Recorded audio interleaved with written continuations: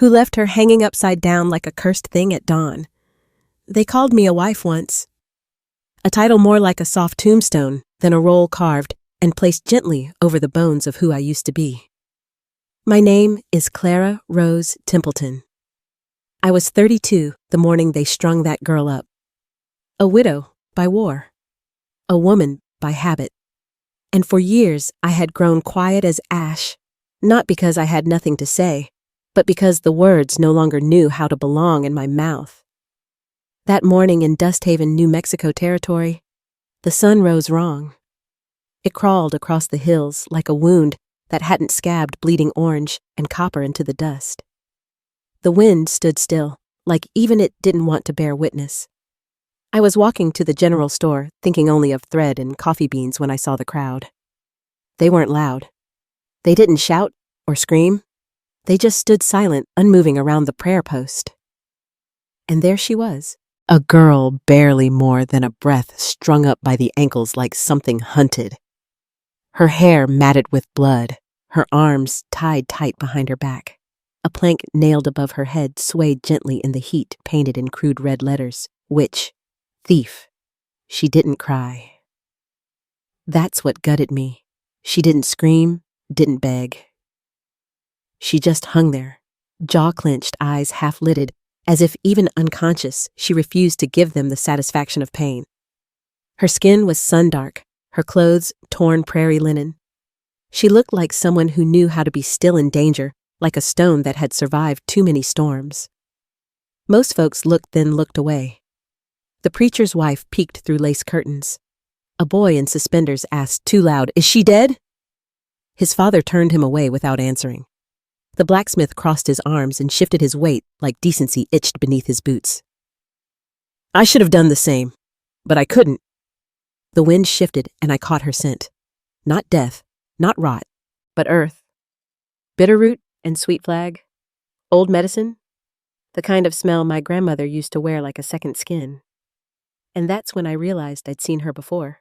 Not in dreams, though she could have lived there, but in real lived memory. She had once offered me a sprig of something green, saying gently, "This one eases grief if you still want to sleep." I never took it. Then came Elias Ward. He rode in from the northern ridge, trailing dust like regrets. Midnight, his black stallion shifted under him, eyes wide. Elias didn't blink, didn't move at first. Just stood there in the street, watching the girl like she was a mirror had forgotten he once shattered. Old Ward's back, someone muttered behind me like it was a bad omen. They said he was a Union officer once, saw too much, buried too many. After the war, he'd disappeared into the canyons and only came out when the wind stopped speaking to him. No one had seen him in nearly a year. But there he was, now standing still like a warning, or maybe a prayer that had waited too long to be answered. Then he moved, slow, steady.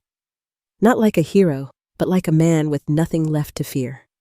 He stepped up to the post, looked at the girl, then at the sign. His jaw clenched, and with quiet purpose, he reached into his coat and pulled out a knife. No one spoke. The Marshal Bishop Kilroy, who held both the law and the Bible like twin nooses, stepped forward. "Ward," he barked, "you're interfering." But Elias didn't flinch. He cut the rope. The girl fell. But he caught her. Not like a hero saving a maiden, no. He caught her like she weighed everything he'd ever lost. Gasps cracked through the crowd. Someone dropped a bucket. I stood frozen, hand on my son's old scarf, heart pounding so hard I could hear it in my teeth. Elias turned without a word and carried her down Main Street. Past the preacher, past the store, past me. And as he passed, the girl, still half dreaming, opened her eyes. Just for a second, they met mine. Not pleading, not thankful, defiant. It was the kind of look that strips the flesh off excuses. A look I'd only seen once before in the eyes of my sister the night she died giving birth alone because she wasn't the kind of woman men prayed for. Something in me cracked. I took a step forward. "Wait," I called, though I didn't know why.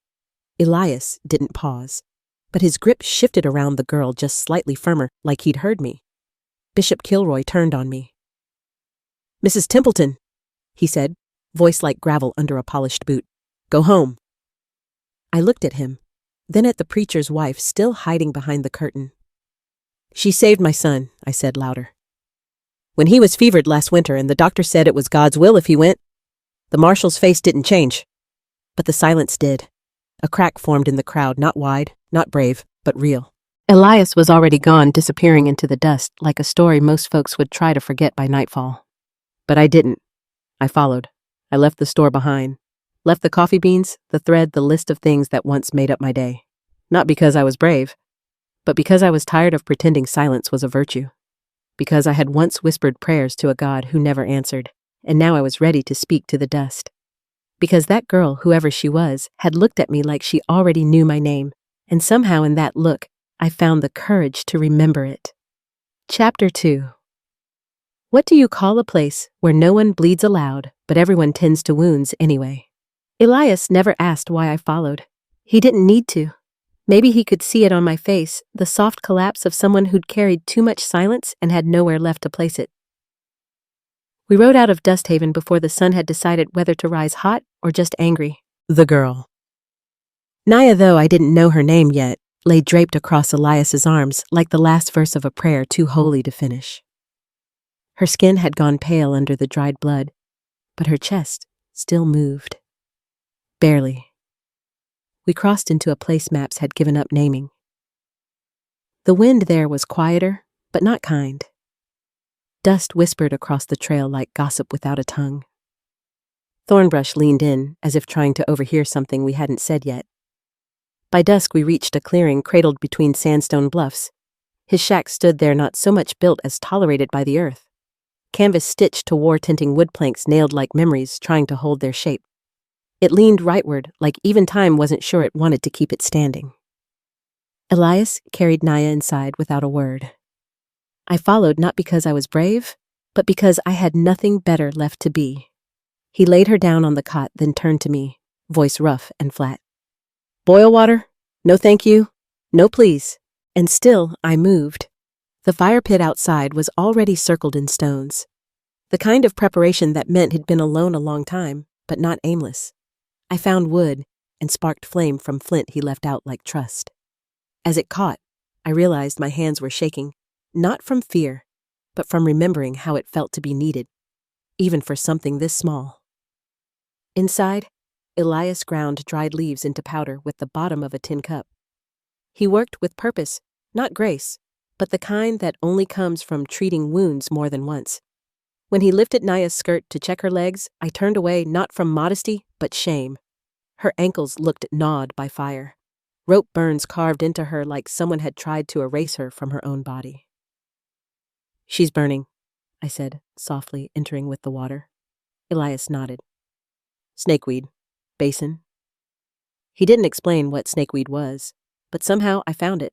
My hands remembered old prayers from my grandmother's day show to crush leaf and leaf into something that didn't just smell of earth, but knew how to soothe it. Naya stirred once as we worked, a whisper of a groan. I dipped cloth into the basin and wiped the blood from her temple. Her eyes didn't open, but she flinched. I whispered, "It's all right," but it didn't sound convincing. Not to her, not to me. Later we sat outside. Elias carved a strip of wood into something shapeless. His hands moved like memory was lodged in the grain. I didn't speak at first. The stars came slower that night, like even they were hesitant to witness what we were becoming.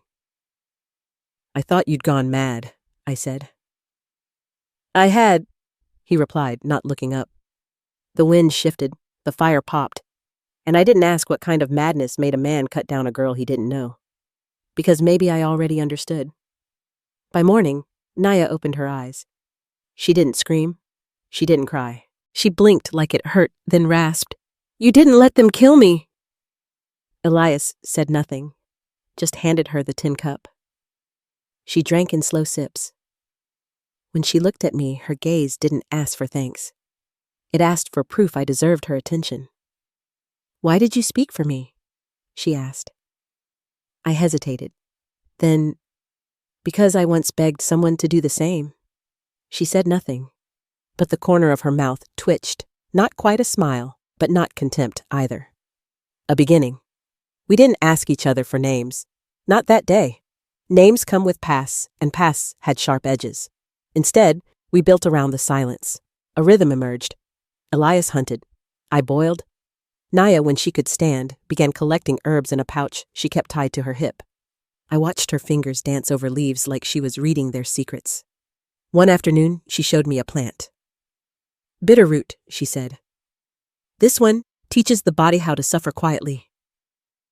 Useful, I said, for women. Her eyes met mine, a flicker of humor, or fury. Maybe both. She told me her name on the 6th day. Naya. It meant a place between storms. And I thoughties. That's exactly where we were. Not after violence. Not before peace. Just held in the still breath between them. Elias didn't talk much. But his quiet had weight, not absence. Once I saw him flinch when a bird landed too hard on the roof. War had carved his nerves into bone flutes playing songs only he could hear. One night, as Naya slept, I asked him about the scar near his ribs. Shrapnel, I said, brushing it lightly. He stared into the fire. No. Bayonet. He didn't move my hand away, but he didn't invite it either. I left it there just long enough to remember what warmth felt like. By the 10th day, Naya was walking again. By the 11th, she was smiling at the sun. By the 12th, I stopped wondering whether I belonged there. But Dusthaven had a long memory. And Bishop Kilroy, even longer. The girl might have healed, but the rope marks hadn't faded. Not from her skin. And not from the town's pride. So when we heard the first hoofbeats echo against canyon stone, none of us needed to ask who it was. We just looked at each other and started packing silence like it was ammunition. Chapter 3. What if the rope wasn't meant to hang us but to measure who would become standing beneath it? The first sound was hoofs slow, certain full of men who believed they carried justice in the saddlebag and righteousness in their rifles. Elias stood before I could even register the silence that had crept into our mourning. His jaw stiffened as he squinted toward the horizon where the canyon narrowed into shadow. Naya was crouched by the ravine, her fingers brushing through bitterroot with the same reverence I'd seen priests give to wine. But even she froze as still as a doe when the forest stops breathing. They're coming, Elias said. Not a question, not a guess, a knowing. I didn't ask who. The marrow in my bones already knew. How many I managed? 3 for now. Maybe more before sunset. Naya rose slowly. Her ankle was healing, though it still bore the mark of the rope, pink and angry like the memory of betrayal. She didn't wince when she put weight on it, but her hands curled slightly at her sides. Readiness, not fear. I can run, she said. This isn't your fight. No? Elias said too quickly. Then again, softer. You wouldn't get far. Not in your state. I'm stronger than I look. I know, he nodded. So are they. We moved. Not with panic, but with precision, the kind that comes when you've buried too many to waste time hoping. Elias led us deeper into the canyon, along a trail carved not by wagon or hoof, but by desperation. Thornbrush reached for our clothes like jealous hands. My skirt caught twice once, tearing near the knee. I didn't stop. Neither did Naya. We reached a place Elias called Whisper Split. It wasn't marked on any map, but it felt like it had waited for this moment. A narrow canyon throat with walls tall enough to block a bullet if you prayed right and tucked yourself low. There was shelter beneath an overhang and a ledge above just wide enough for a rifleman and a last stand. This place, Elias said, laying down his pack, was made for people who don't run. He began scattering false tracks, dragging brush behind his boots, tying strips of cloth to lead them westward. He moved like a man who'd done this before, not for someone else, but for himself. Maybe that was the only way survival ever truly worked. Naya and I stayed behind to build what little we could. A cold campfire, a blind of scrub branches, bundles of sage wrapped tight with dry grass and twine. She placed them at the bend where the riders would come through. For confusion, she said, and for protection. Smoke won't stop bullets, I told her. No, she replied, but it might make them pause. That night, we didn't sleep. We sat in a triangle of fireless stillness. Elias sharpening a broken arrowhead, Naya tying thorns into a net, and me counting breaths like they might run out. I thought I could outlive all of it, Elias said, not looking up. The war, the guilt, the silence. You didn't, I said. No. I just made peace with being a ghost no one asked for. Naya added. And now he met her eyes. Now I'd rather die for something real. The wind shifted then, the smell of iron, sweat, distant tobacco. They were close. When the first hoof cracked the silence, I felt it in my chest, like a heartbeat that had waited for a reckoning. Elias moved to the ledge above. Naya crawled beside the sage bundles, her fingers trembling only when they brushed the pouch at her hip. I stayed low behind the rock. My mouth was dry. My hands shook. I wasn't made for this, not for hiding, not for holding ground.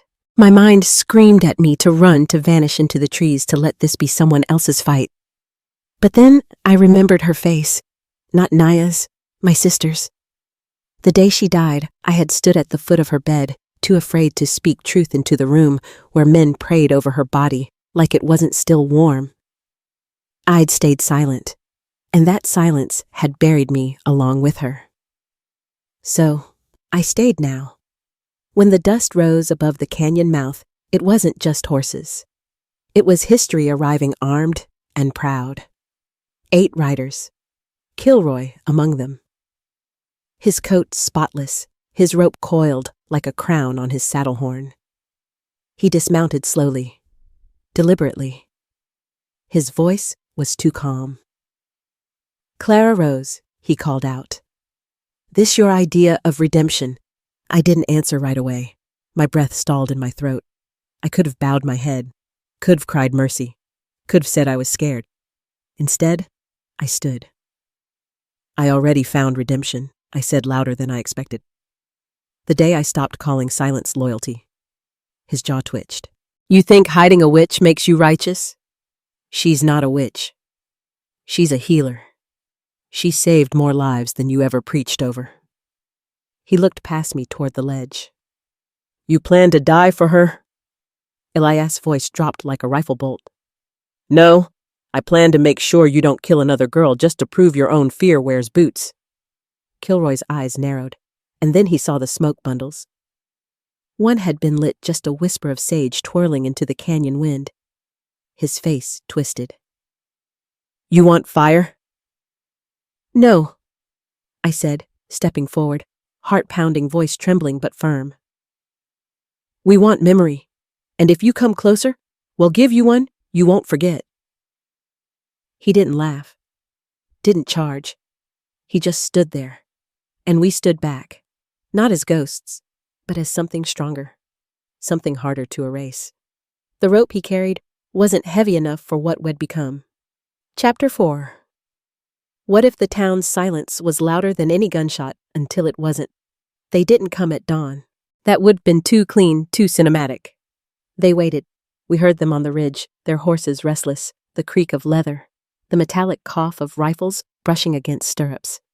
It was a kind of cruelty I hadn't known men could wield, letting fear seep into the bones, slow as frost, waiting for the canyon to go still with dread. Kilroy didn't just command men. He commanded time.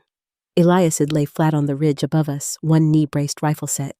He'd barely blinked since the sun touched the canyon wall. Below, Naya crouched at the sage line, her hands methodically twisting one final pouch of herbs. She didn't ask if they were coming. She already knew. And me, I stood beneath the outcrop, not hidden, not fully exposed.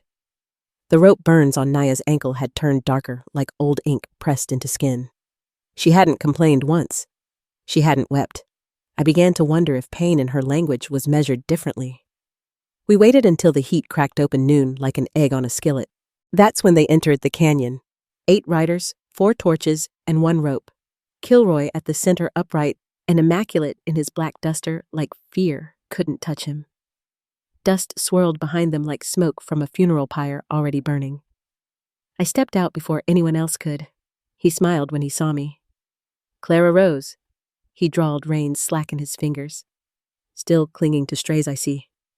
I didn't answer. You bring her out now. We'll leave the rest of you breathing, he said. You've got my word. Your word's been choking this town for years. I said. We're just finally coughing it up. His jaw shifted. You think hiding a witch makes you some kind of savior? No, I said, but calling her a witch doesn't make you one.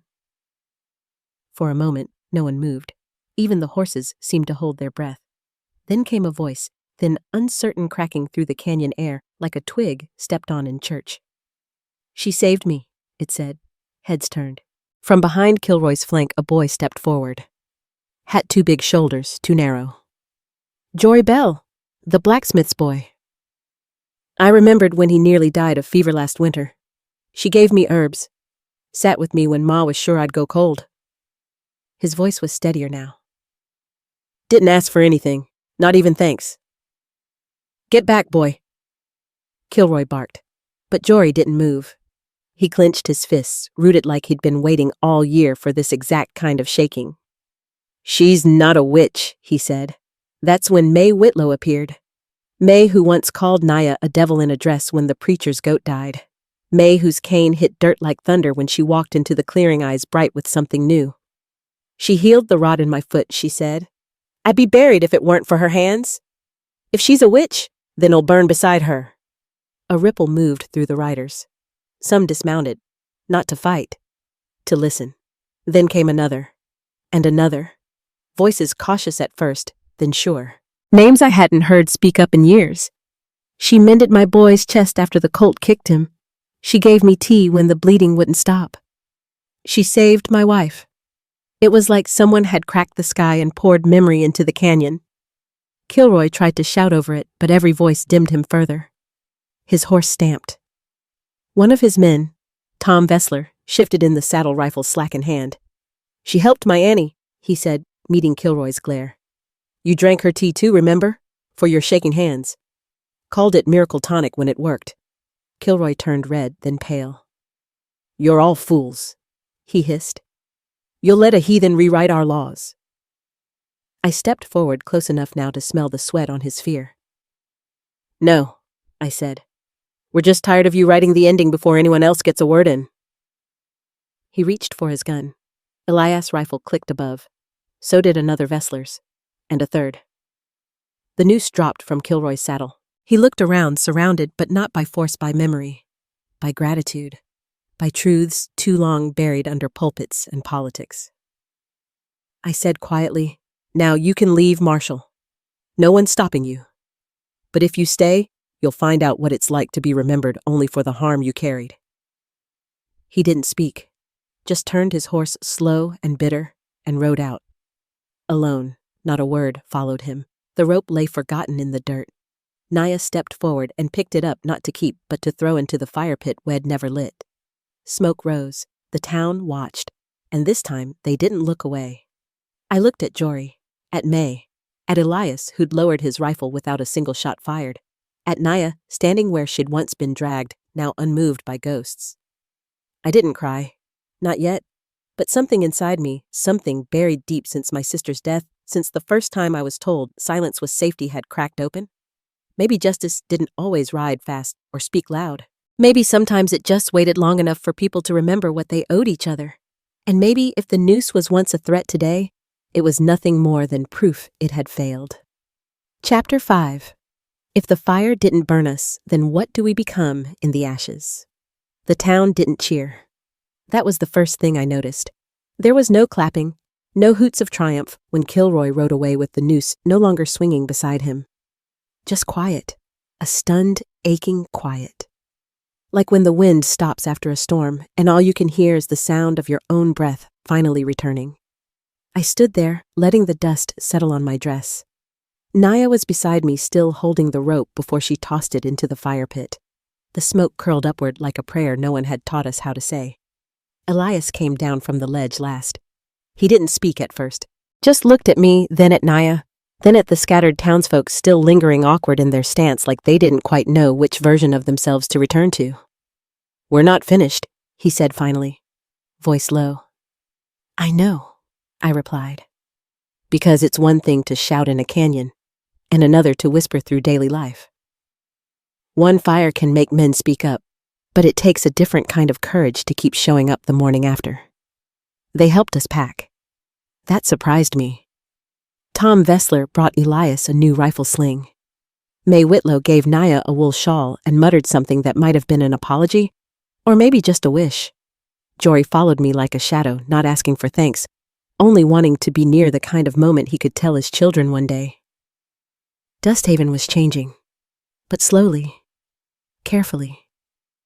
Like an old barn leaning toward light after years of standing crooked. I spent the next 3 days walking the edge of everything. I visited my sister's grave under the cottonwood tree behind the chapel, where the wind always moved the leaves in circles like it knew something I didn't. I knelt and placed the lavender bundle Naya had taught me to weave. My fingers didn't shake. I named my silence loyalty, I whispered. But it wasn't. It was fear dressed up in Sunday lace. The wind didn't answer. But I felt lighter walking back. Naya stayed in town longer than she expected. Her leg was healing well, and the townsfolk, those who once crossed the street to avoid her now, came with small offerings herbs to identify children with colds, stories of dreams they'd kept secret for too long. Some still whispered witch, but they did it with wonder, now, not accusation. Sometimes, reverence is just fear wearing softer shoes. Elias began carving again. He hadn't done that in years, he told me. Said the war had taken his hands even though they were still attached. But I watched him shape a piece of juniper into a bird wings open, not flying, just ready. When he placed it in my hand, I thought for a second it might flutter. "What's it for?" I asked. "For what comes next," he said. And that was the question none of us had yet dared to answer. What does come next, when the villain leaves but the systems that built him still linger in the corners of your home? What do you do when the fire goes out, but you're still standing in the ruins? The preacher resigned the next week, said he needed time to listen more than speak. I didn't attend his last sermon, but I heard he ended it with a confession that he once prayed for justice, but only acted when it dressed like power. A lesson too many men were learning all at once. The townsfolk began holding gatherings in the chapel yard, not services, conversations. Circles of chairs where people told the truth even when it trembled. Women who had hidden bruises behind makeup. Men who admitted they didn't know how to grieve their fathers.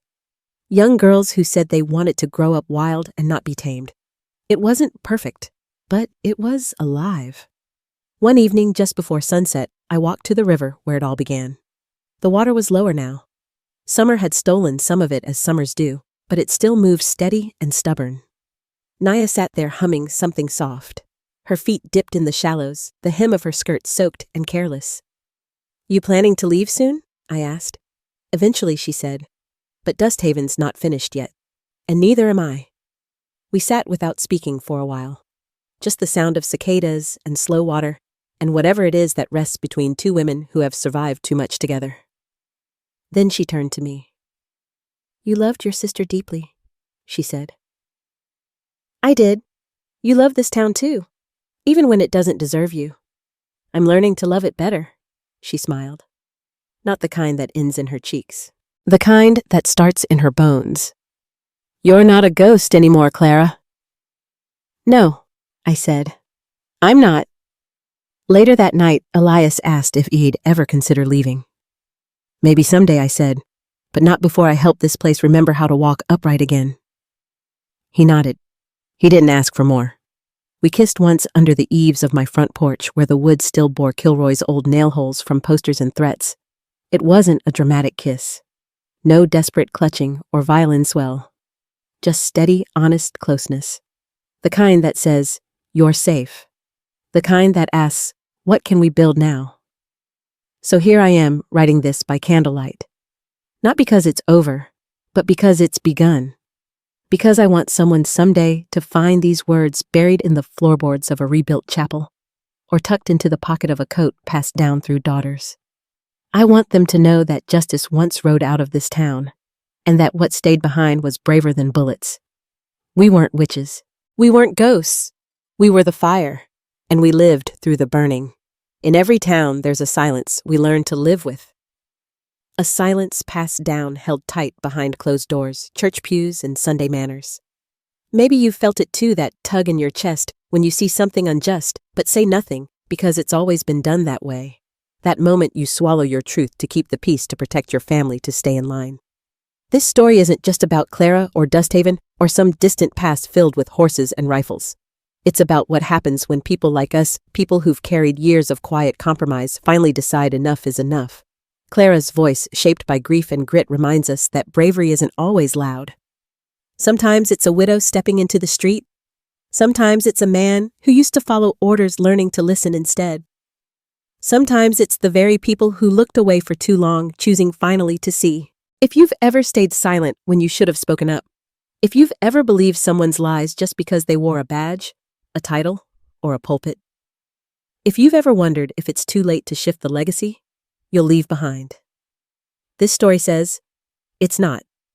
Start small, speak gently, hold others accountable, and yourself even more so.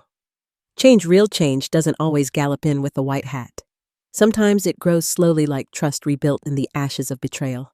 Sometimes it looks like a rope dropped a child healed a town that finally dares to remember. You've just heard one powerful story, but many more remain untold. Click to discover more raw, gripping, deeply human tales from the Wild West.